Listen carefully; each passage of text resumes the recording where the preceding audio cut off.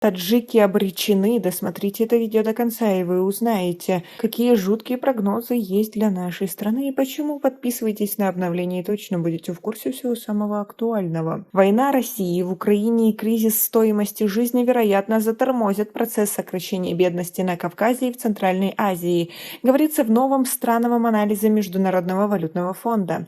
Аналитики фонда отмечают, что несмотря на отмечаемые до сих пор неожиданные положительные побочные эффекты, война в Украине может повлечь за собой рост уровня бедности примерно на 1% пункт в разных странах региона за счет влияния на инфляцию и денежные переводы. Это означает, что в ближайшие годы еще около 1 миллиона человек в регионе могут пополнить число бедных. На долю беднейших людей в беднейших странах выпадут самые тяжелые испытания, связанные с войной, предрекают они. Авторы публикации с учетом оказываемое войной влияние на мировые цены на продовольствие и энергоносители прогнозируют усугубление инфляционных процессов в регионе.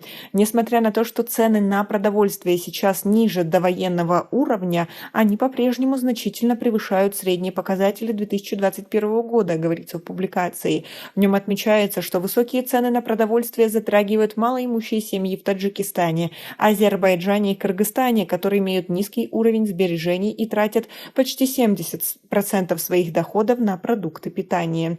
Как вы относитесь к таким прогнозам и действительно ли вы на себе ощущаете, что жить стало сложнее? А в публикации также говорится, что на денежные переводы приходится 10-30% ВВП в Армении, Грузии, Кыргызстане, Республике Таджикистан и Узбекистане.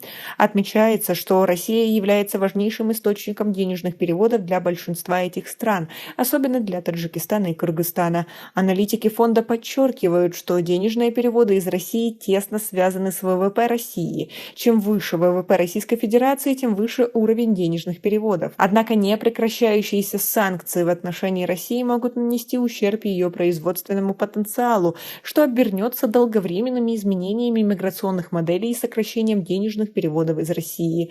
Падение может оказаться значительным, учитывая прогнозируемый спад ВВП России, а это окажет глубокое воздействие на многие семьи, для которых они служат источником поддержки доходов, полагают авторы публикации. Специалисты МВФ ожидают, что к 2023 году высокий рост цен на продовольствие приведет к повышению уровня бедности в среднем почти на 0,7% пункта в большинстве стран региона. В более бедных странах, где уровень бедности уже повышен, воздействие будет значительно выше. Наибольшему риску подвержены Кыргызская республика и Таджикистан.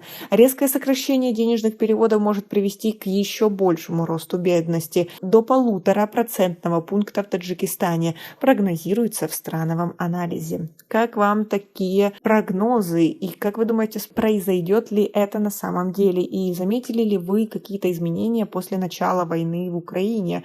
Напишите нам, пожалуйста, в комментарии. У нас пока на этом все. Оцените наше видео подпиской и лайком. До скорой встречи.